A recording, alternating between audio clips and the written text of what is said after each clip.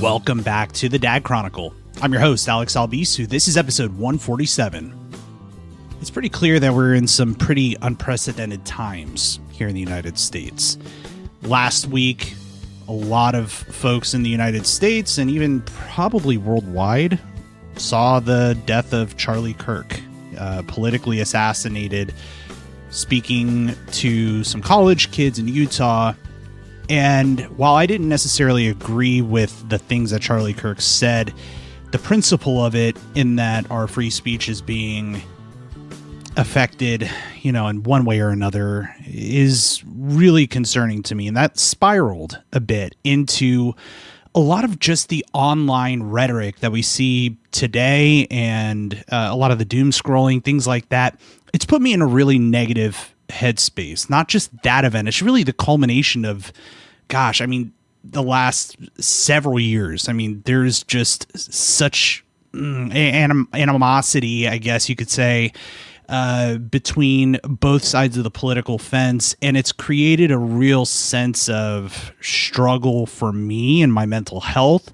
And I realized that a lot of this was due to my questioning of happiness and what it means to be happy, and also just how to better spend my time, not doom scrolling, and just being there as a parent for my kids.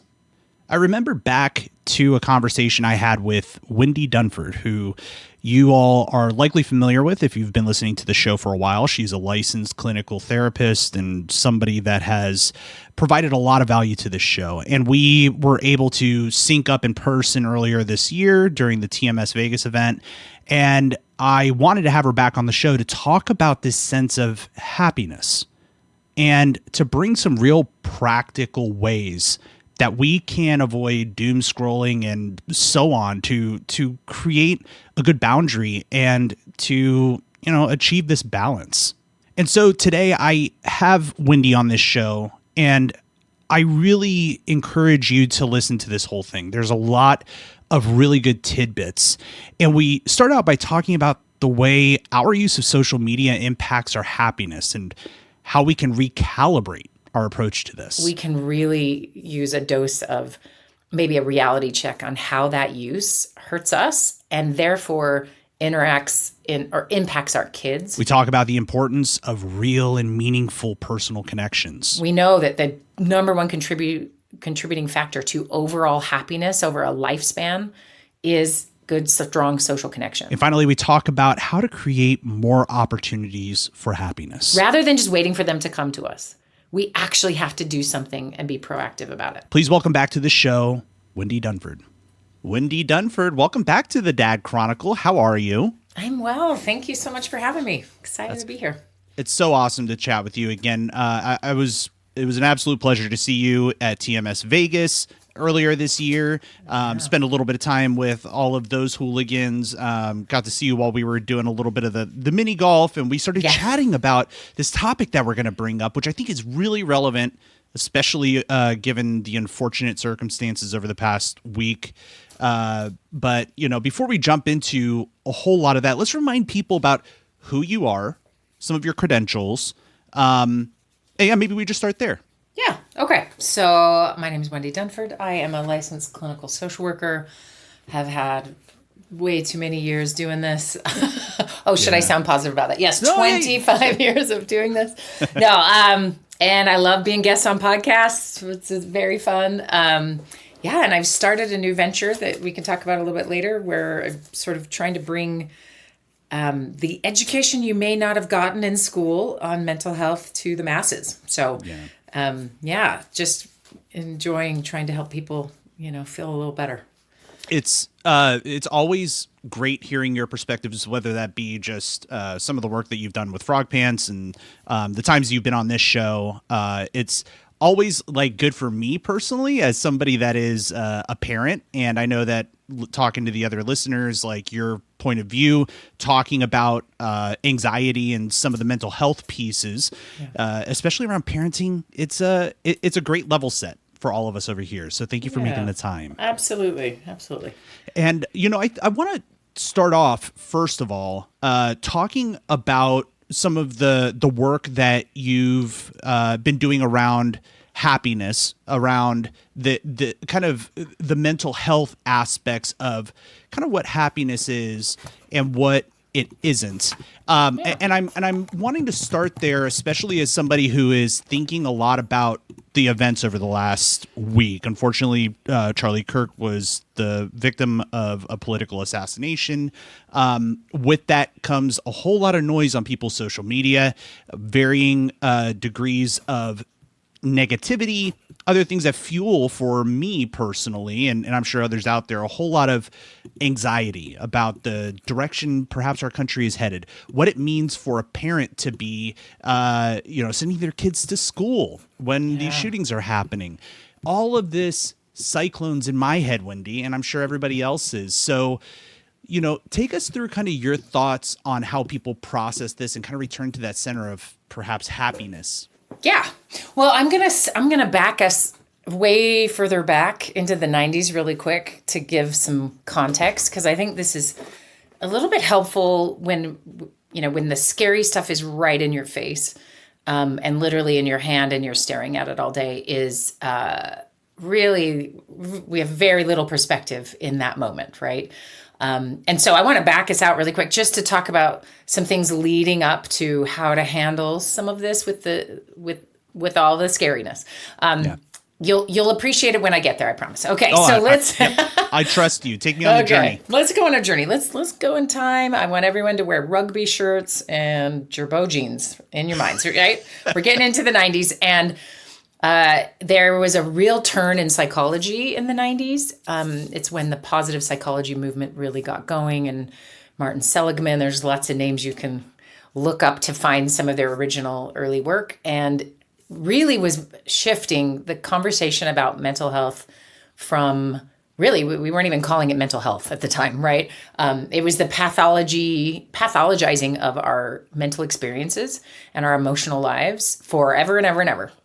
We start with Freud, we get up to this moment, and a bunch of these researchers were like, we gotta look at what actually makes us do well, or how does human thriving operate? And it's kind of weird to think about with our massive focus on self-improvement that seems so ubiquitous now. There was a time when no one was talking about that. And so they were really looking at what helps someone feel good, and we can deal with the mental illnesses that people are experiencing, the pathologies that do exist, but there's a lot going on that is really good, and we don't know much about how to increase that. So we start back there, and that's what I'm going to weave throughout what we talk about today, because it is so powerful to change the trajectory of people's mental health. Especially when sort of outside forces are just like closing in on you. And so I'm going to draw a lot from their work. And so I'll throw a bunch of things in. And of course, feel free to ask me questions. If I'm using words, you're like, what? No, absolutely. This is great. Yeah. Okay, awesome. Okay, so, fast forward to the many iterations of human beings behaving badly. Political violence always existed in this country. It started with political violence. This is built into this system. But there is a bunch of us who have grown up and lived in some relatively peaceful times. And I know there's a millennial screaming, but what about everything that's happened in my life? And it's true. Mm-hmm. The ups and downs have existed, but maybe some of the certain things haven't been maybe as forefront.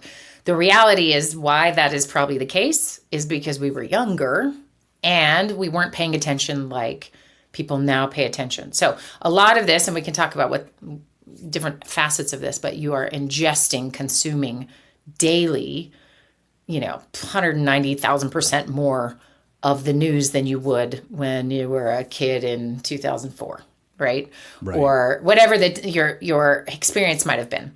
And now we just kind of have a steady stream. So we're really putting our positive psychology to the test by training it over and over to be afraid and to see some of these hard things. Now, let me make something very clear. I don't want to negate anyone's fear. It's scary. And when you're paying attention and looking at this moment openly and honestly, like if you're not afraid, you're maybe not paying attention, right? Right. And so we'll get into how to actually pay some attention, but not your full attention, because you will not survive very well. We will move ourselves from the things we have that are working towards keeping our mental health afloat to moving into a territory it's tougher to get back from. So, okay, does that make sense? There's my little spiel. Okay, it definitely sets a precursor too, and I appreciate you also talking about like I am that millennial, right? Like of saying, oh man, I remember vividly sitting in class in high school, learning about the 9/11 attacks. I remember like all of those things, and it really feels like the inundation of information puts so much of my mental health at risk, and just and I think also just contextualizing how that impacts the generations, you know, even past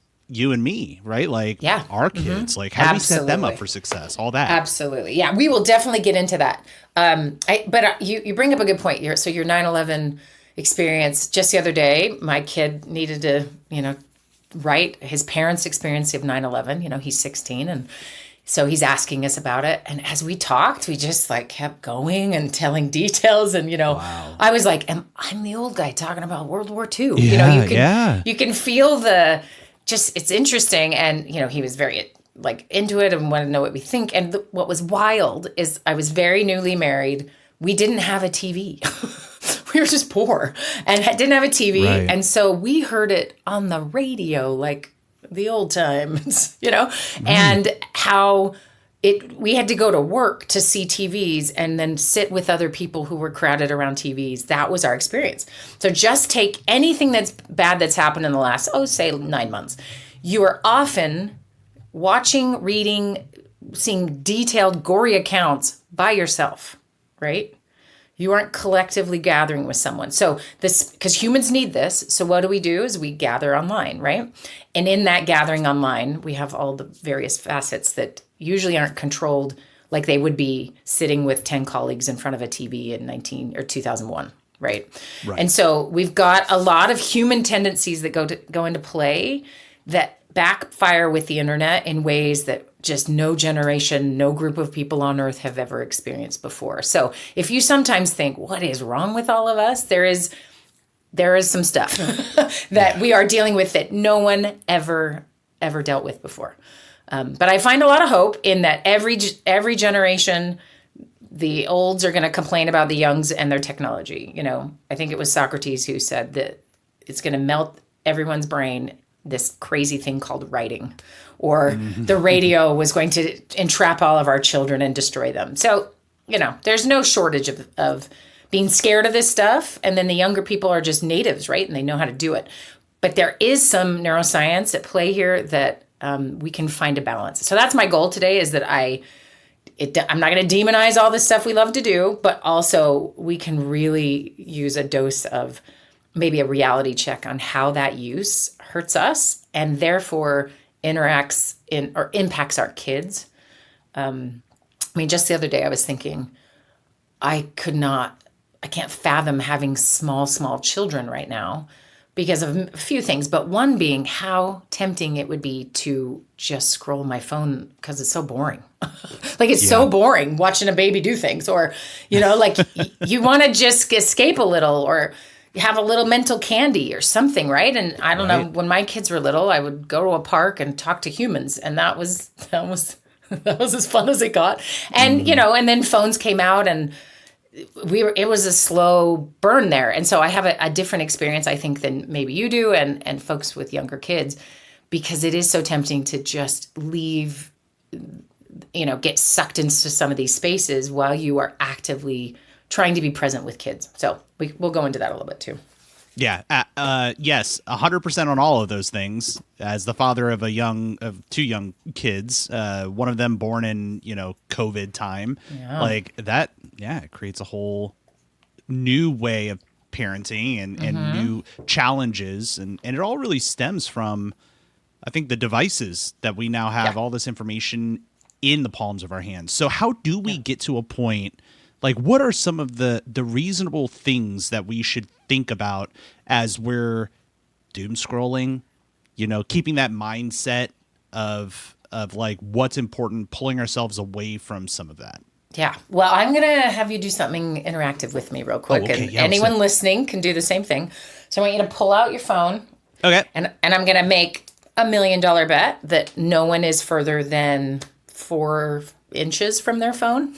Yep. It was just sitting right here charging. Right there. Exactly. There was a joke for a long time. My husband worked for 3M for a minute. And there was a joke. You're never further than 3 meters from a 3M product until they started providing the glue for screens on cell phones. And now you're never more than 3 millimeters from a 3M product. So you guys are owned. No. Okay. So everyone picked up their phone because they're accessible, right? They're always with us. They're like an extension of our bodies almost at this point, right? Yep.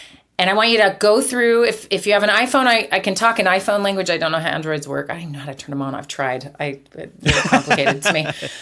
So anyway, go into your usage. I think everyone's got the ability to do that.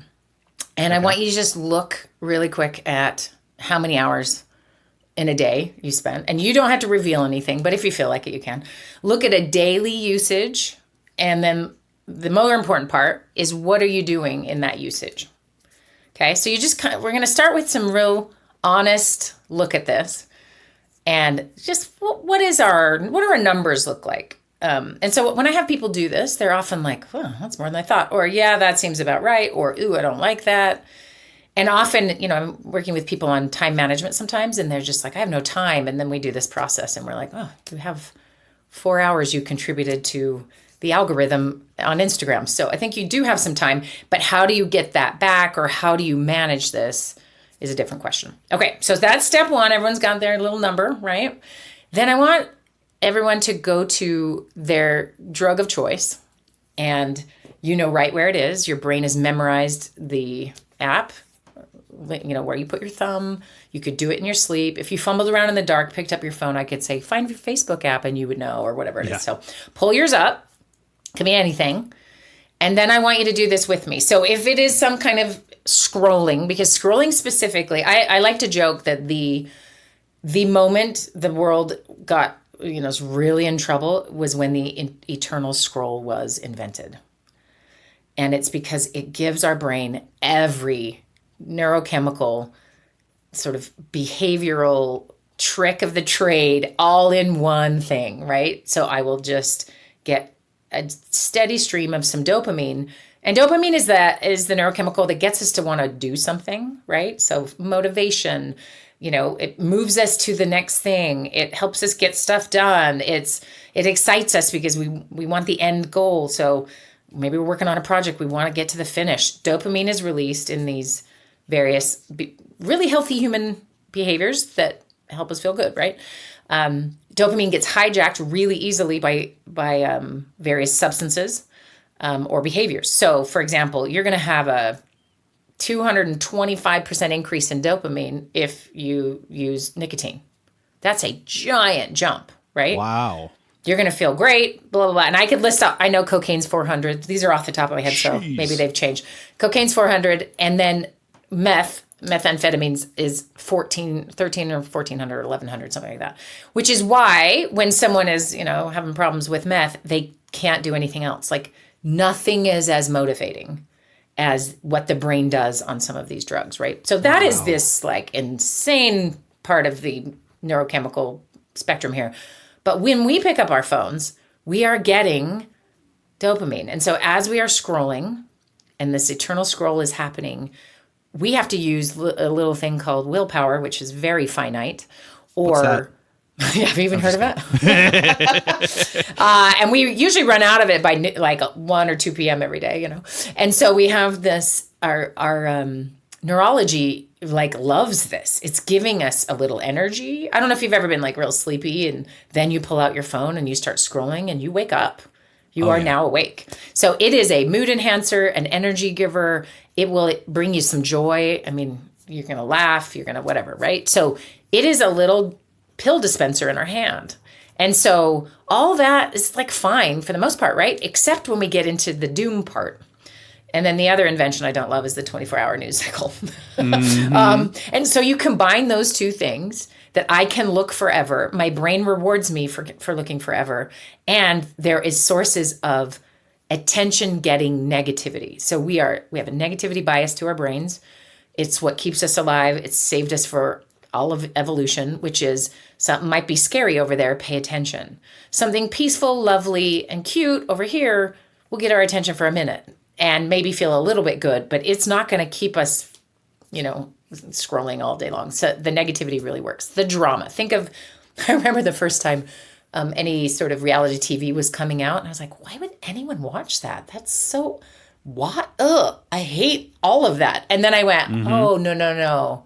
Everybody loves drama and gossip and the stories, and we're built for that. I just couldn't believe it was going to be real. I thought, Survivor would have one season and that would be over. Right. So I was wrong. Okay, so we have all this scrolling behavior.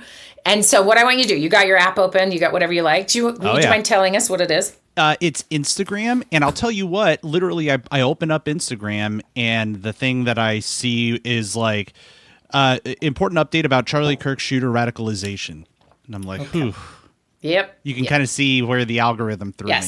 Okay. So take everyone, whatever you first see, and the algorithm will provide whatever it thinks you want, right? And how it knows what you want is that you've stalled on those things. You have stayed on them. You've engaged with them. You've sent them. You've received them. That's how it works. It's not, it's not Wizard of Oz behind there. It's just the math. Okay. And so that means you've been engaging with that content, right? So everybody who's looking at this is going to see whatever that first thing is that pops up is probably because you've been engaging with whatever that content is. So I want you to do something, though. This is a little different than, because shame does us no good in any of this, right? And shame is I should do something else, or I'm wasting my time. And, and notice, probably anytime you've doom scrolled too long, you end up feeling shame or bad or regretful. Most people are not feeling good after this behavior. It definitely sets the mood down. It's kind of weird, like, and especially as somebody with anxiety and depression and stuff. Yes. And also the dopamine piece that I thought was really interesting about what you said, like, I'm diagnosed ADHD. So that is such a big part of it that in my head where I'm like, and I think the shame piece is really important in that context for me, just speaking personally, because it's like, wow, look at the way you're getting your dopamine, Alex. Like you're trying to just ignore everything else around you and just doom scroll and all this stuff. When I really, it's interesting to hear you say that, because I'm realizing the negative talk that's happening. Yes. And I'm going to flip the switch on what the negative talk is actually about. So it's like a part of you enters the chat when it finally can get through, right? So you are scrolling, horrified, thinking, should we move to Canada? I mean, you're having all that experience, right? And you'll run out. Your dopamine will be like, okay, all right, it's enough, right? And your mood goes down, your energy goes down, and your sort of core happiness levels go down. And in that space that is now created, we have sometimes it's a bully, sometimes it's our mother's voice. Everyone's going to have a different part of them that enters the chat and says, you lazy, and especially ADHD folks, this is a real common one.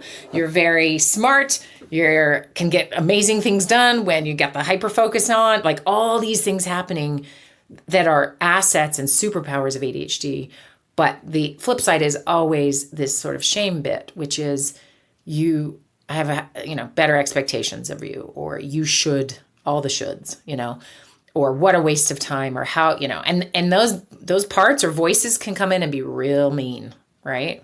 Very mean. They come from a long time ago sometimes, and you're just hearing it in your own voice and beating yourself up. So I just like to throw this in. This is maybe a whole other podcast, but this idea that part of you couldn't get your attention. So it's kind of weird to think about it this way, but it couldn't get your attention while you were scrolling. And when it does, it's rude about it, but its goal is to actually help you. So this is a little new take, because normally we want that voice to go away. We hate it. It's the worst. But it is actually trying to protect you. It's just doing it in a particular way that is not that helpful, right? It just feels bad. Yeah. So sometimes I'll have clients try to recognize that voice and see it as the protective, part that it is, and actually thank it for trying to help you, and it calms down a little. So if you find yourself getting a lot of this voice is ripping on you, you should be like, yep, I got it. I hear you. Thank you for trying to help me. And, take a couple deep breaths. But there's a lot of our systems just trying to work. And so we often have, especially with technology as it's developed, we have internalized shame around it. We also have a literal neurochemical shift after using it that can create these lower moods and more negative take on our own lives. It has an impact, right? So I'm going to actually have us do it right now. I'm going to show people as they are looking at their own feeds what the impact is. So take a minute. Maybe everyone sit comfortably in your chair. Take a big breath. Close your eyes. Really big breath through your nose. The best way to sort of calm our nervous system is to breathe in through your nose and then slowly, like you're breathing out of a straw almost, out of your mouth. So big breaths in your nose. And then like slow down breath out of your mouth, like you're kind of breathing out of a straw. And then do one more, big as you can. Fill your lungs. And then breathe out slowly. Okay, so hopefully everyone feels a little settled. And if you felt a huge difference just doing those 2 breaths, you've been, maybe your shoulders are crunched up or stressed. That means you're in maybe a bit of fight or flight. Maybe too stressed all the time, right? Wow, that's literally just what happened. Literally, I was trying to be quiet for the sake of the listeners, but listeners, that literally was my experience right now. Yeah. All right, do that breath all the time. No one can tell you're doing it. You can take it anywhere. Okay, so all right, so now we've kind of centered ourselves, and what I'm gonna don't look at your phone yet, but I want to give it instructions first, and then we're gonna do it together, and you're gonna be like the lead here, obviously. Sounds good. And what I'm going to have you do is we're going to breathe one more time, get really centered, and I'm going to have you refresh on Instagram. Whatever comes up, we're going to look at maybe 3 posts, okay? We'll start with the first post, and I want you to glance at it. You might have to read a little bit, see what it is. If it's a video that's too long, I just want you the initial view of what it is, what it's about, etc. And then we're going to check in with your body and see how you are reacting to what is being shown to you. Okay. So we'll start with the first one. So everyone take one more big breath through your nose. I'm trying to make it loud so people know I'm breathing. And then out your mouth, slowly. Okay. We're all settled in ourselves. And so open it up. Okay. First image, first slide, whatever. And just pay attention to your heart, your stomach, your body in any way. What happens when you see your first thing? Oh, I just saw actually a picture of one of the previous guests on the Dad Chronicle with his wife, and they're all dressed up for a night out, a date night, and that kind of like it felt a little warm inside. Okay, felt nice. Great, felt nice. Okay, so awesome. Let's go to the second one and do the same thing. Oh boy. Okay, literally a jump in my throat. Okay. Just more Charlie Kirk attack news stuff. All right. So describe the feeling, a lump, like a pain in your chest. Like how would you describe it? It was almost like your stomach drops. You know, that feeling, and not in the way that's fun from a roller coaster. That way of like. No, not fun. Just feeling sad, sad. Like that sadness or the anxiety that comes along with having to experience that. Yes. Okay. All right. Now let's take another breath and go to the third one and check that one.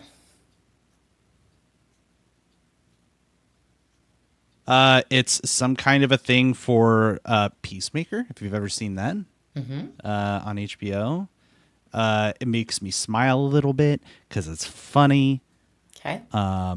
Yeah.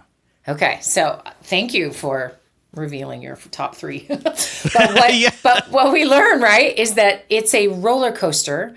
And if I filmed all of you scrolling, I would see you flying through your feeds, right? People are half a second, know what it is, flipping. But when we slow it down and then look at how it actually changes our brains and our bodies, it's wild what we're willing to do to ourselves, right? And it's because the brain loves the hit. Like it feels really good, even if it feels bad in the brain for a while.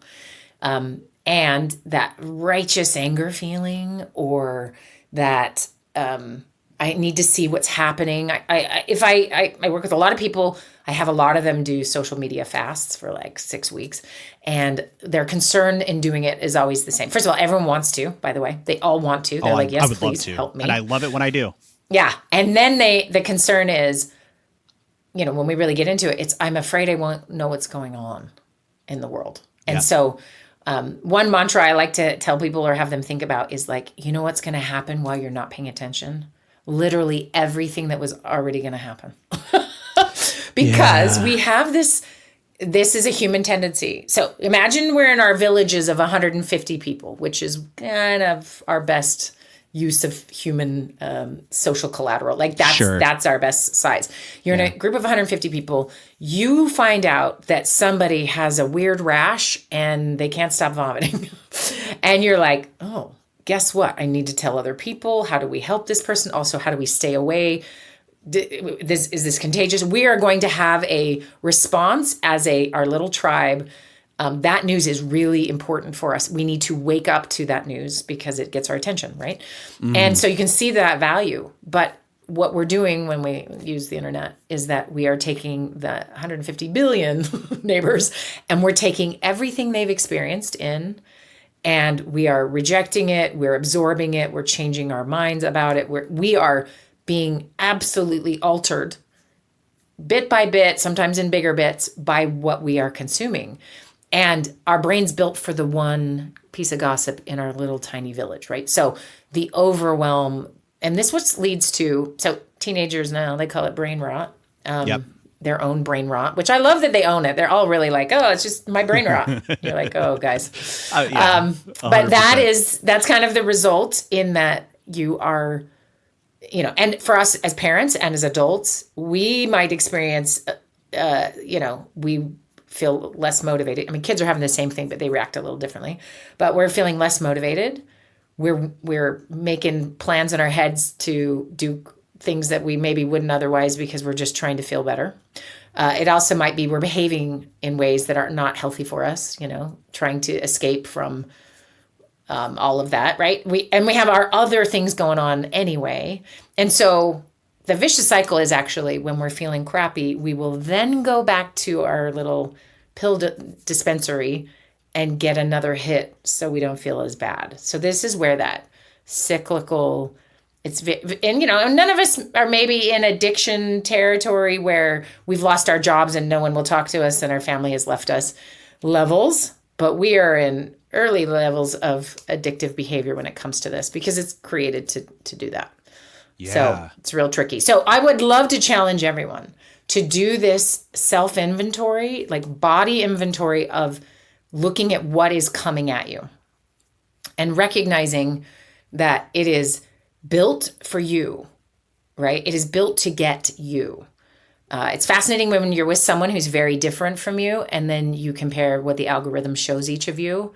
We are all living in really different worlds, right? We are getting this sort of curated feed. And if it is making you a mess, that's partly because that stuff gets you and you keep being drawn to it or, that kind of thing. Okay. So some of this awareness is important. Yeah. And sorry, on that piece, I'm just curious, like, because part of it is like, my immediate thought was, okay, do I like think about how I recurate my feed, or is the answer to actually go cold turkey? Is there anything in between? Like, because I've done that social media fast, life-changing. I did it right really after the election because it was just too much. A shit show online, and I knew that it was just all going to be really bad, and I didn't do anything. Came back and I felt that poison creep in a bit, and it hasn't really stopped. Is it valid to say I need to recalibrate that algorithm, or is the answer something else? I'm curious on your perspective on that. Yeah. Well, we're going to pull our kids into this for just a second. When your kid needs a nap or a snack, how do they tell you? If they're not using words, how do you know your kid needs something like that? Oh yeah, that attitude kicks right in, the fussiness. Yeah. It's really clear to us, right? And I have watched over and over 2 adults in relationships complaining about the other's phone use. And it's like, it's not a problem if I'm doing it, but it's a problem if you do it, right? Yes. And so our ability to really see ourselves accurately is rough. And so we are probably moodier. Our anxiety's higher, our ADHD's going wilder, our productivity's down, our mood is low. We are not happy. And we're still going to go eat the Twinkie for dinner with our scrolling. So we're not awesome at this. And so starting with that perspective is really helpful sometimes to just say, okay, everyone's a little different, and cold turkey is fantastic if you can do it. I have a client whose rhythm he's figured out works really well for him is twice a year. It's like fall and spring. He just takes 6 weeks off. And because like you described, this poison comes back in sort of slowly.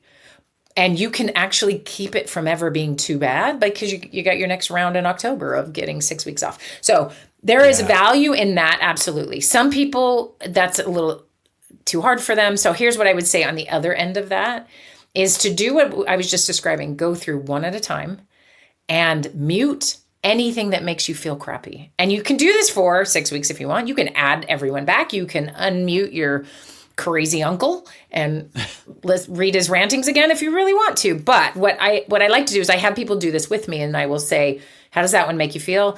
I feel incredibly jealous. This person is on a vacation. Okay, we're going to mute that for now. And then we're going to take the envy you have about that vacation and we're going to explore that. So are we envious because you're not on a vacation? Because envy will actually lead us to what deficits we have. It's kind of like a mineral deficit. We're like, oh, I'm so jealous of anyone traveling right now. And if I look at your life, you haven't had a break in a long time. You actually need support in some area. You know, we can find what's really going on that shows up as envy. So the Instagram is really good at cultivating envy. And that's because it's images and they can obviously look better, and no one's standing next to the mom screaming at the kids while she's taking that picture, except I have been a few times. Yeah. A few times I have, and it's horrifying. But anyway, that is a way to really reduce, and you can just say, I'm doing this for this week. This week's crazy. I can't pay attention anymore, but I want to see my cat videos. And so you just mute everything and just you look at cat videos for a hot, long week, and you're like, everything is joyful. That is so good. Yes. Yeah. Because I mean, like, really, I think about, I was actually, as you were talking about that, just thinking about what my feed is. And a lot of that feed lately, obviously, has been a lot of the political turmoil that has been going on. Outside of that, I have a lot of like really funny things that just like make me laugh, like the Peacemaker thing. And genuinely, like you said, cat videos. Yeah. Like I am that guy that has a lot of funny cat videos ending up on my feed. I don't know if you know of Merv the cat, but like Merv the cat is great. Like all of those things. Totally. And if you have 1 week of like everything that just makes you smile, right?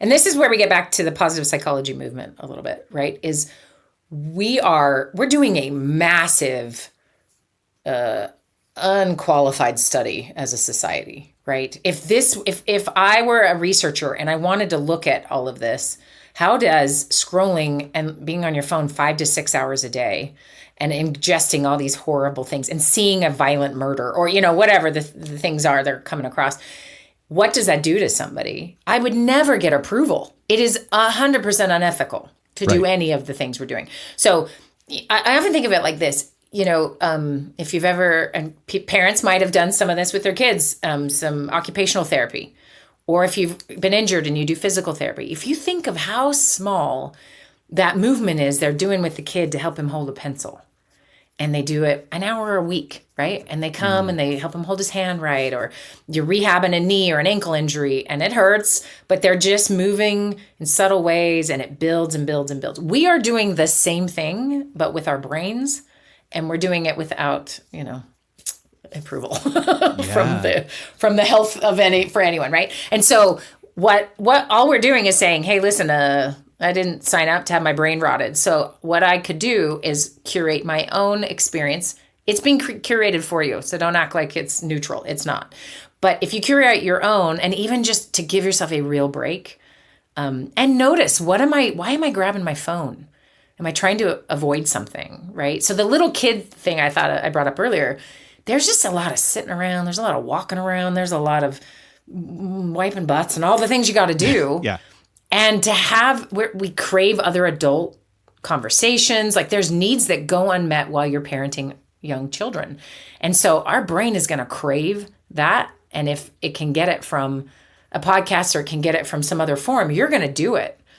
But what we end up sort of running the risk of, and I'll get into how this relates to happiness, is not actually being present with our kids very much. And again, no shame here. We're all doing this, right?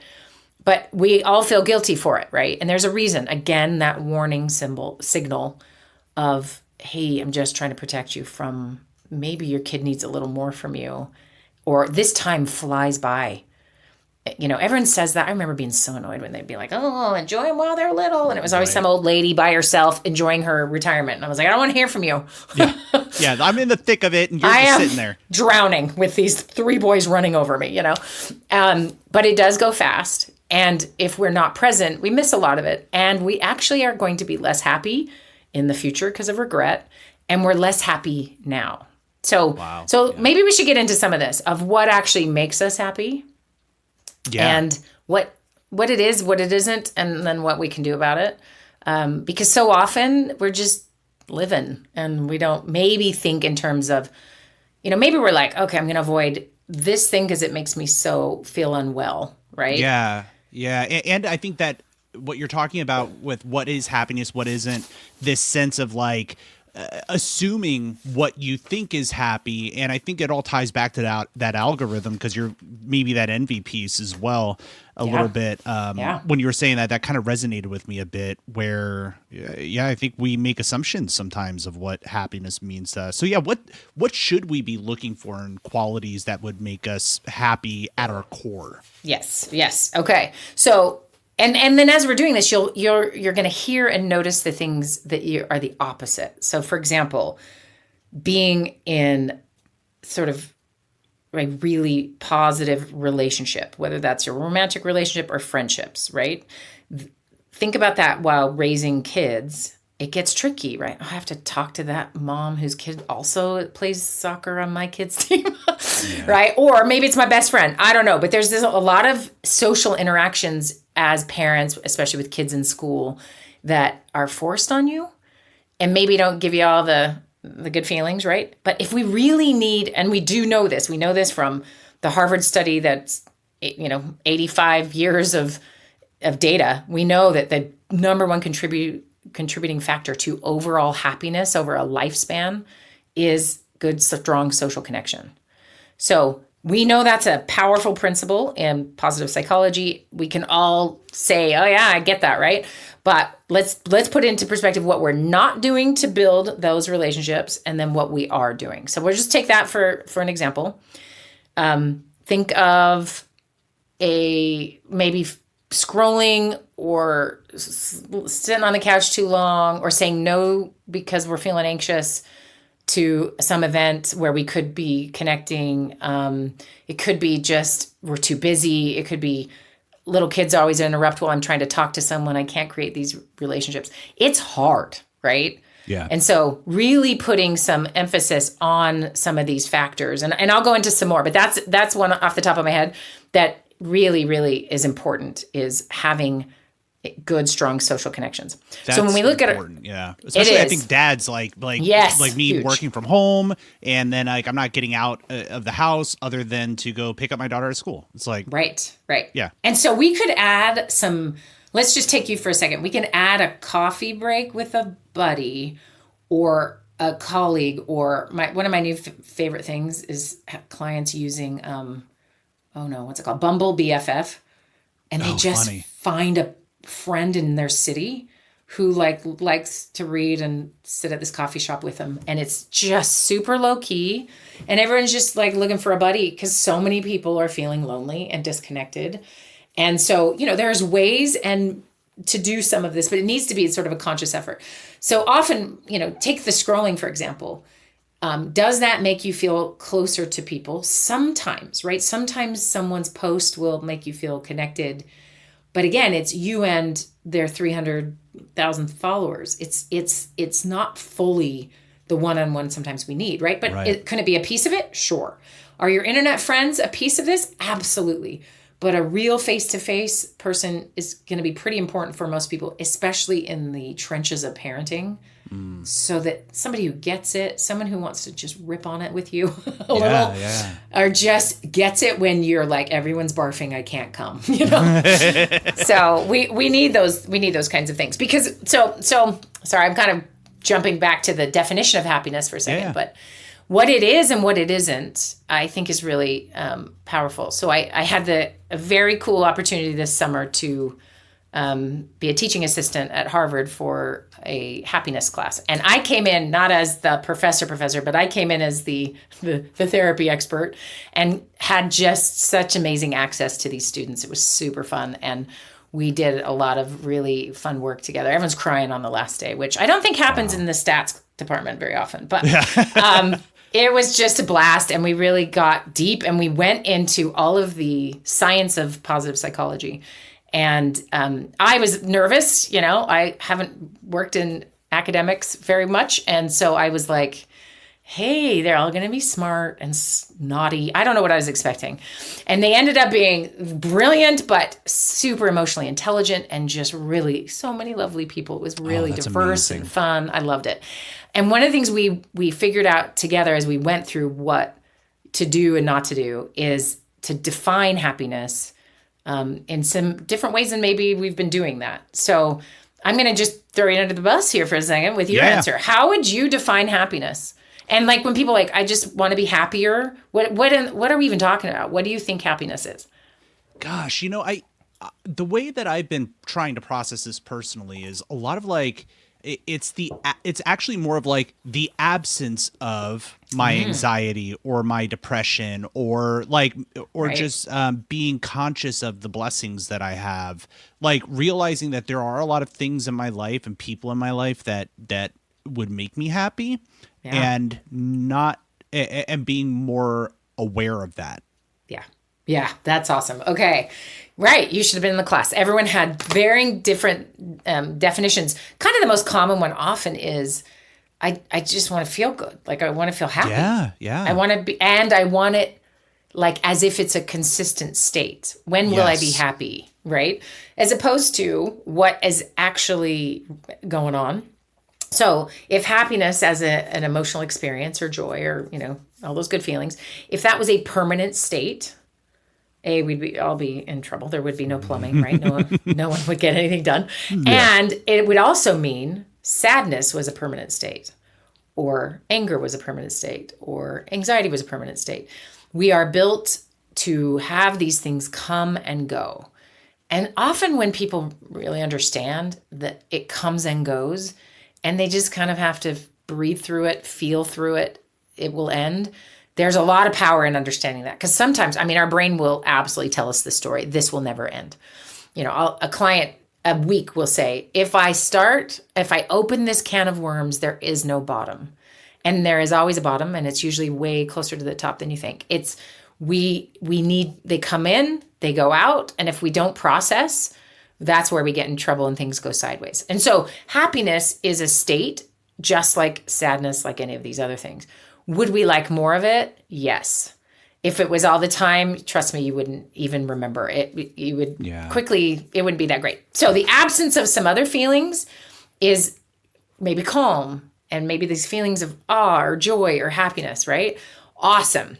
But then if we took away your anxiety, you're going to get hit by a car, right? So we need as a human this balance. So what I really love to tell people is my favorite stat from the research that we dove into this summer was what is the core metrics of like where we get our happiness from? Because some of you are like, I came from a depressive household and everyone's sad. And you're like, I can't overcome my genetics, right? So I like to give this, how we experience negative emotions. So probably everything we would say is opposite of happy, right?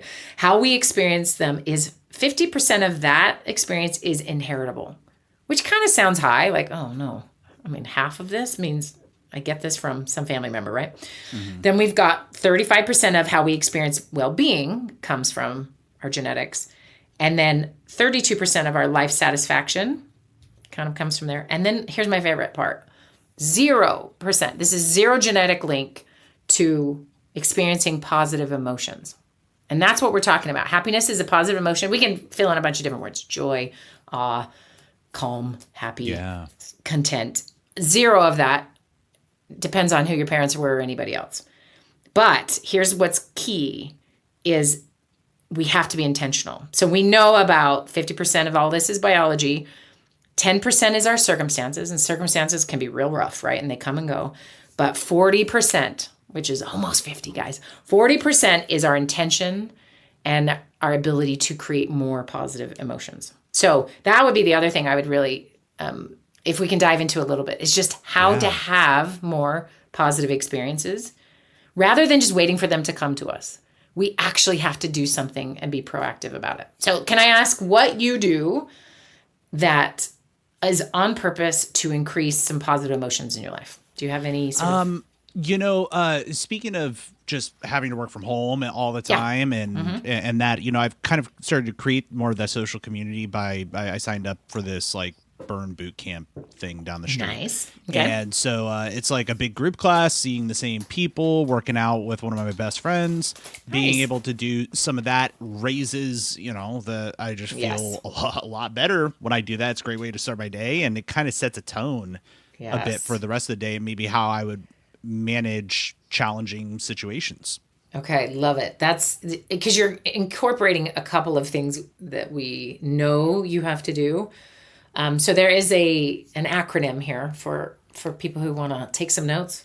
And the acronym is PERMA, PERMA, and then the plus. So there's a PERMA plus model, and this was Martin Seligman and his colleagues. And it is having more positive emotions. That's the P. And so and I'm going to go through your example with these things. So the positive emotions, right? You are seeing your best friend.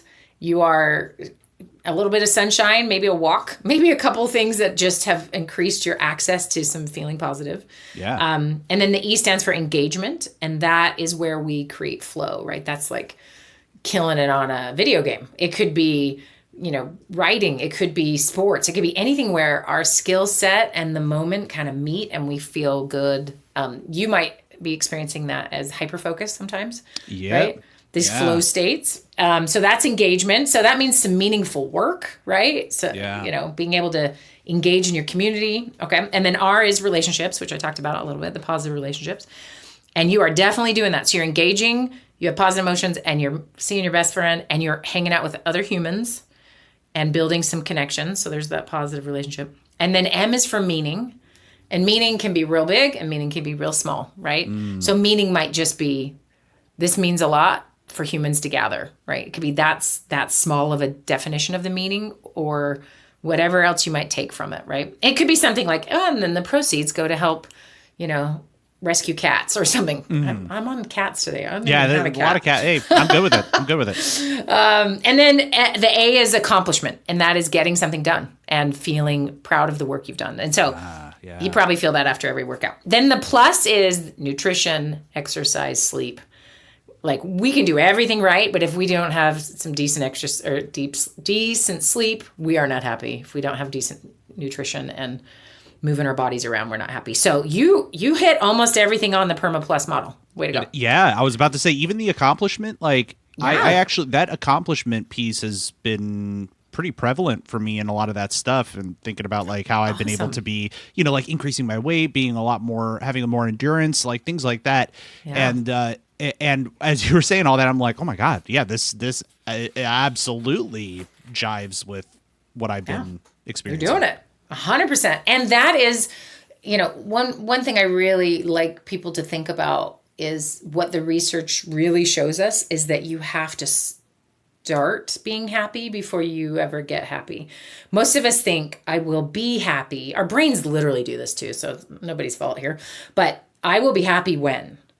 I will be happy if I achieve this, or if my kid gets out of diapers, I cannot wait. Or, in my case, when my kid finishes his whatever test and I don't have to hear about it. Or, the car comes home safely at night or whatever those, if then it's a problematic framing because this is how life speeds past and we're not enjoying what's happening and we're thinking we'll get to happiness and it's just not true. So the reverse the formula, we've got lots of research to show if you can start with embracing the principles of happiness and doing and living them, you're just going to be happy.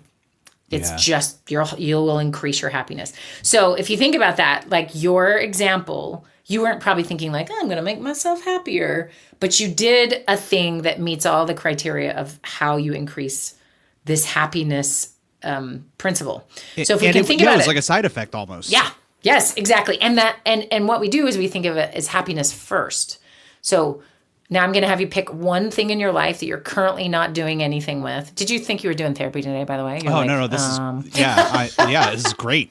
This is great. Like, maybe I should have got your consent. Later. Yeah. Sorry. Okay.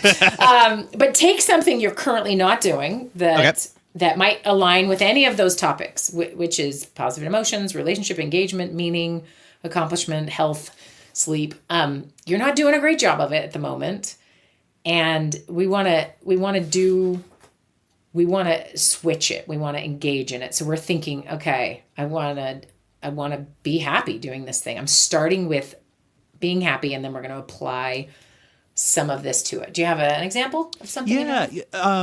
Just expanding on some of the creative stuff that I want to do. I've got a whole lot of ideas. Like, this podcast is one of them, obviously, and I'm putting into place. But there's other things kind of on the docket that I want to spend more time doing. Okay. Love it. Okay, so keep that in mind, and we're going to predict. Humans are pretty bad at predicting the future, in case you don't know this. But we want to predict as best we can what happiness will come when you're creative. You're pursuing these things. What is it you think you're going to get in the end with all of this creativity?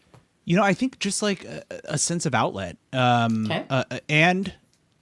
I think part of it is just the desire to do more of this stuff more full time, having the ability to help the broader community of people out there in the world. And just spending more time giving back, Yeah. So you already have meaning in this endeavor, and the accomplishment part and the engagement part you got to do. Like, you have to do the work to get there.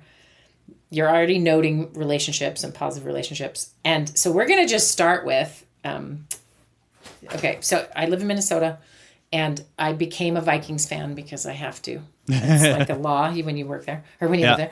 And it is a fun, heartbreaking team to be participating in. It is. Right? Yep. And something happened recently. They beat the Bears basically in the fourth quarter.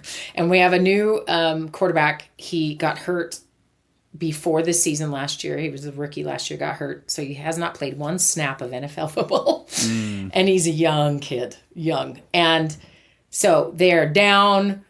No one's playing their best. They're in the huddle. And he says this, one of the receivers told this story. And he said, that kid's different. And the interviewer's like, why? What did he say to you? And he goes, he looked at all us in the circle and he goes, would you guys rather be anywhere else? And everyone's like, no. Even losing to the freaking Chicago Bears, who they all hate, right? Wow. They're like, no, I would never want to be anywhere else. And he's like, me neither. And they're like, hike, and here we go. And then they scored 3 touchdowns and won the game. This is also a kid who, in his entire football career, has only lost 4 games ever. So he's so fun because he's really different. He has ADHD. He has some other neurodiversity going on. He's a serious meditator. At 22, I'm like, look at him just leading a bunch of, giant men who could smash people. Anyway, so that's just a funny example of like, he did the embrace happiness first principle, which was, let's get our heads on straight. This is a brilliant, amazing moment we have access to. Are we kidding ourselves? And then your behavior follows, right? And your example of, I'm going to do creative endeavors and put good into the world. Like, if you can take a moment, and this is where meditation can come in, this is where having some practices around getting your brain to see the gratitude, to feel the gratitude, writing it out, expressing it to others is another happiness principle that's really powerful. Because would you want to be doing anything else but like loving this kid or building this creative endeavor or being with your partner that you care about or this beautiful, weather, whatever the thing is? I think there's just a lot of value in shifting some of our mindset, because I'm guessing a lot of people, especially this week and other 9 months of life, have had their brain tell them how bad everything is. Yes. And then it's confirmed online, and then we're back. I mean, where are you learning all of this stuff? It's just this reinforcing principle. So we're going to interrupt it by embracing happiness right there at the front, and then practicing some things that go with it. So it's powerful stuff. It's not easy. It's not sit on your couch and scroll. That's easy. But it's, man, worth it and fun to be happy. God, that's actually really profound, the way that you can drive intentionality around that. There's a great book I read a bit of. It's like, gosh, it was like The Art of Intention or something. But anyway, like they talk about just simply saying, I intend to, and start doing those things and living that intention really shifts that happiness piece. Yeah. And so that kind of brought that a bit full circle for me. So that's a really great point. Yeah. And would you rather be anywhere else? And you might you might be like, yeah, I would really like to be somewhere else. Well, and that's okay. Right? That's okay. I think that helps you recenter it, right? Like having that mindfulness and intentionality. God, that's incredible. Now, and I know that you have a new program that you're coming out with that is going to center around some of this stuff. I want to make sure that the audience out there knows about it and can learn more and know kind of where to follow some of that. Yeah, absolutely. So my website is KnowBetterYou, KNOWBETTERU, the letter.com. Kind of like, it's a bit of a university model, right? Of what you want to learn and needed to learn and maybe didn't know you were missing. So we've had a couple courses already. We have one on time management, one on sort of rethinking your health. It's called Health and PE, which is funny. But really having just a way healthier relationship with food and your body. And it's part of the happiness model for a reason, our health. But we have been absolutely filled with garbage for so long about how to see it and understand it. So a lot of that there. And really where the inspiration for this was, as I work with clients, I've worked with many, many, many, many people. There's always kind of some core things not going great in their lives. And it's often some health things and some behavioral things around that. And sleep especially. And then, I've never had a client who didn't have a sleep problem when they start. It's just, it coincides with mental distress and sometimes causes it. And then the other being just not being able to manage their time well in the modern world and feeling regret and shame and all the things that come with time challenges. And then this is kind of the third pillar for me. And it's envelops some of this social, I see most people not getting enough social interaction and positive emotions and connections in their life. And so I'm applying it all into this sort of happiness bucket. And really the class is going to be so fun. We have a lot of support. There's a lot of group work. Which you can choose to just, lurk or not pay attention to and just do the course, or you can spend time in a community that's lovely and so supportive. And we really get deep on some things. So we have a couple live meetings and, it's really fun. So it starts October 13th. And if you go to knowbetteryou.com, you'll see the happiness, molecular happiness is what we're calling it. And we really are breaking it down in really small, tiny increments that you apply, and it turns into habits. So I've touched on a few of the things, but it really is about implementation. Because as you can guess, you can just Google, how do I be happy? And you can find everything I could present here. But how to really do it, and to do it within the community, is incredibly powerful. And we have some coaches that help support that. And it's a way to really integrate it. So it becomes a lot less effort and becomes habitual. And then you will find, you can do a lot of these happiness things, and you'll know when you've stopped because your happiness will go down. Yeah.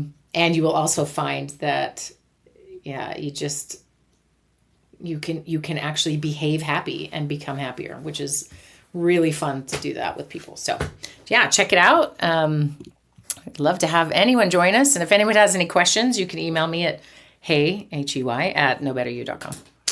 Yeah, I'm going to have a link to that in the description, so make sure that you click that and head over there. Wendi does amazing work, whether that be in that, in the courses and other podcasts and this podcast. You do so much to give back to this community. So Wendi Dunford, really appreciate your time on the show today. Thank you so much for walking us through that and taking us through that free therapy lesson, everybody. Free therapy. Yes, absolutely. You're so welcome. It's so fun. Love chatting with you, Alex. Thanks for the opportunity. Likewise. Thank you, Wendi.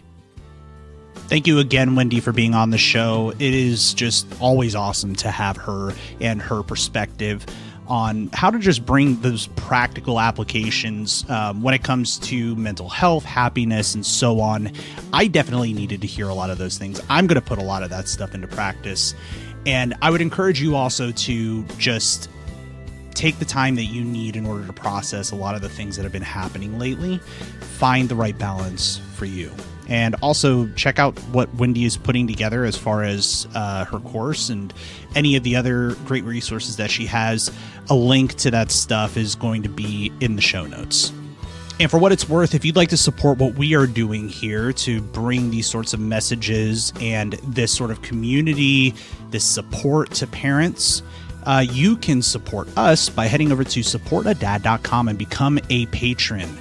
Also, if you would like to listen to any of the other episodes, maybe something with Wendi, head over to thedadchronicle.com. You can search there for anything that had to do with Wendi. She's had a lot of other great topics that she's brought to the show in the past. And if you'd like to write in and comment on anything that we talked about, feel free to email thedadchroniclepodcast@gmail.com. Thanks again for listening, and I especially mean it with all of the stuff going on right now. Remember to be good to yourself and especially be good to others. We'll see you next time. If you like this show, check out more great content at incastmedianetwork.com.